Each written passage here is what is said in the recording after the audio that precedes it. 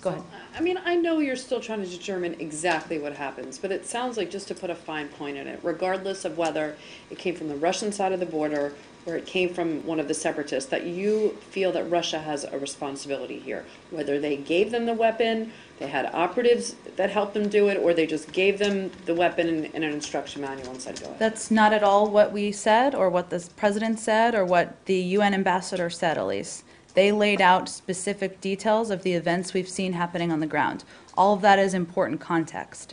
But we're not going to prejudge the outcome of the investigation. Certainly, aside from this specific tragic event, we have concerns about a range of the steps that they were outlined, including providing access to weapon systems, providing materials to the separatists, but we're going to see the investigation through before we make a judgment. Do you think that this will, in any way, will change President Putin's calculus in terms of his support for the separatists or for his kind of bid to destabilize Ukraine?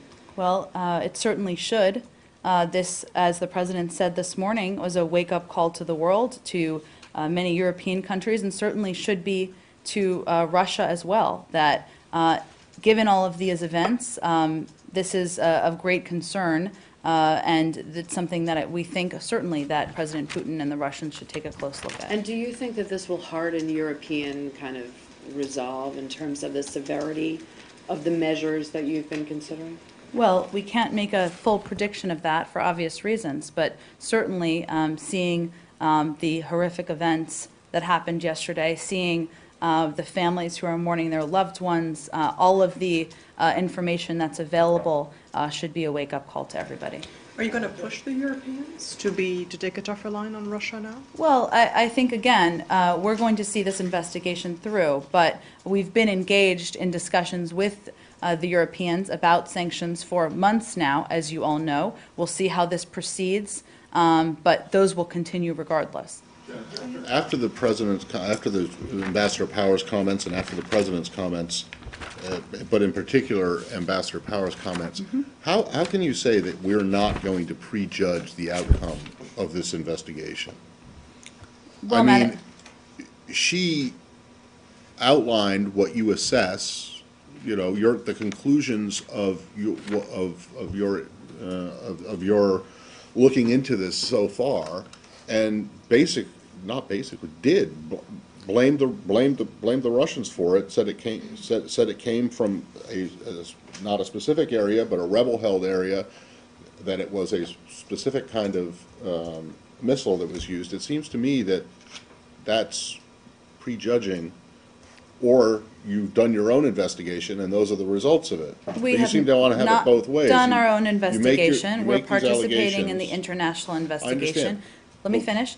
There's a range of information, most of which is publicly available, that Ambassador Power laid out in her remarks this morning. That's all relevant context. But again, there's an official process that will be seen through.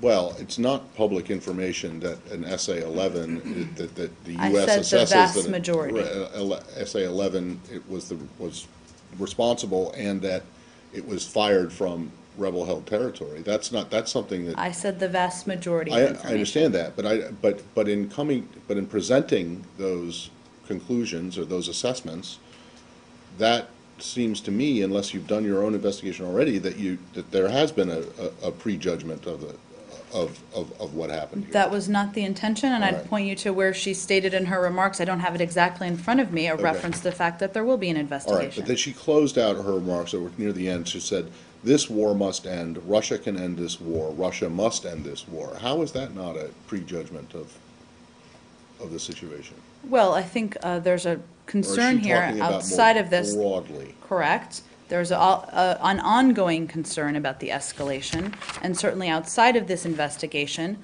we have remaining concerns about the steps of Russia and the materials they've provided to separatists. And then, I got just one. This is extremely brief. You don't regard what she said and what Ambassador Power said, and what the president said as prejudging the outcome of the Correct. investigation. We do not. Why then are you tying this incident then to everything of the, if you don't know and you aren't kind of prejudging that, you know, I know you're not prejudging the exact details, but it seems as if you are prejudging that these events are a direct result of the conflict in Ukraine, of which you've said that Russia is the main instigator here. Well, I don't actually think that's what they said at all. I think outside of this, there's no way, given this event happened in Ukraine, given there's accusations being tied back and forth, I can assure you CNN and every other outlet has been tying this to the events happening on the ground. And of course we look at that context and we look at the concern about rising escalation. We look at,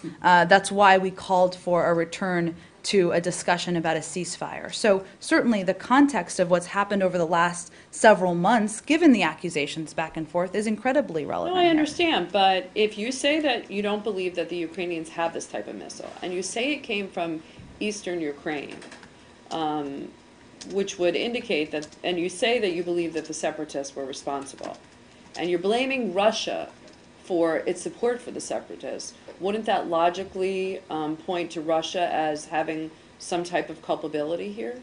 Again, when there's a conclusion of the investigation, we'll have more to say about what culpability is and what it means and what the implications will be.